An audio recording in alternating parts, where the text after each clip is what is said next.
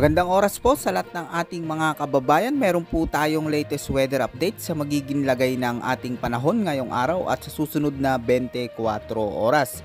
Ano nga ba ang inaasahan natin magiging panahon ngayong araw mga kababayan, at may namamataan na nga ba tayong pamumuo ng sama ng panahon o bagyo na posibleng parating sa loob ng ating Philippine Area of Responsibility sa mga susunod na araw? Alamin po natin lahat yan ng sabay-sabay mga kababayan dito po sa ulat panahon ko ngayong araw na ito. Sa kasulukuyan mga kababayan ay patuloy pa rin tayo naapektuhan ng maulang panahon na may malalakas na pag-ulan dulot nitong southwest monsoon o habagat, lalo na dito sa malaking bahagi ng Luzon. Kaya asahan po natin at paghandaan mga kababayan dahil sa pag-iral ng southwest monsoon ang pagkakaroon ng mahulap hanggang sa maulang panahon na may malalakas na pag-ulan, pagkulog at pagkidlat, lalo na po ngayon dito sa bahagi ng Ilocos Region, Zambales, Bataan, kasama rin ang Tarlac, Pampanga at dito rin sa may Benguet. Kaya ingat po tayo lahat yan mga kabayan, lalo na sa mga nabanggit nating mga lugar dahil posible po ang mga dulot ng biglaang pagbaha at pagguhunan lupa, lalo na kung may mga malalakas hanggang sa matitinding mga pag-ulan. Kaya mahalaga po mga kabayan na huwag po nating kalimutan magdala palagi ng payong panangga sa mga biglaang mga pag-ulan. May mga pag-ulan din tayong inaasahan sa buong Metro Manila at sa nalalabi pang bahagi ng Luzon. Kaya asahan na makakaranas po dyan yung mga kababayan natin ng maulap na kalangitan na sinasama ng mga kalat-kalat na pag-ulan, pagkulog at pagkidlat. Posible po yan pagsapit ng hapon o gabi. Ang mga pag-ulan naman na ito ay dulot pa rin ng southwest monsoon.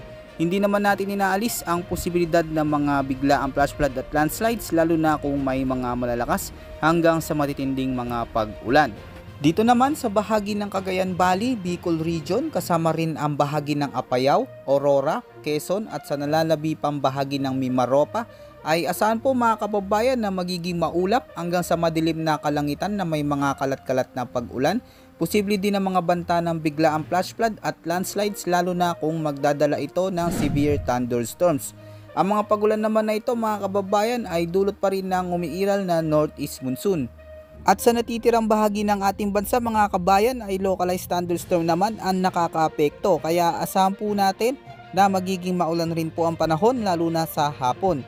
Kaya mahalaga po huwag po nating kalimutang magdala ng payong palagi mga kababayan panangga po yan sa mga biglaang mga pag-ulan. Samantalang mga kababayan ay wala pa po tayong nakikita o namomonitor ngayon na anumang sama ng panahon o bagyo na posibleng pumasok sa loob ng ating Philippine Area of Responsibility.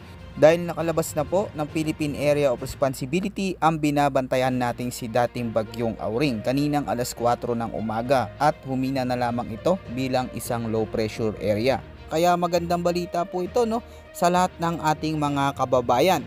Para maging updated po kayo mga kabayan sa lagay ng ating panahon ay patuloy po tayo na mag-antabay pa sa mga susunod pa nating update. Manatiling ligtas at maging alerto sa lahat ng oras ngayong panahon ng tag-ulan.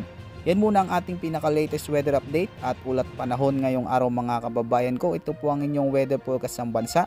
Maraming salamat po at ingat po sa ating lahat.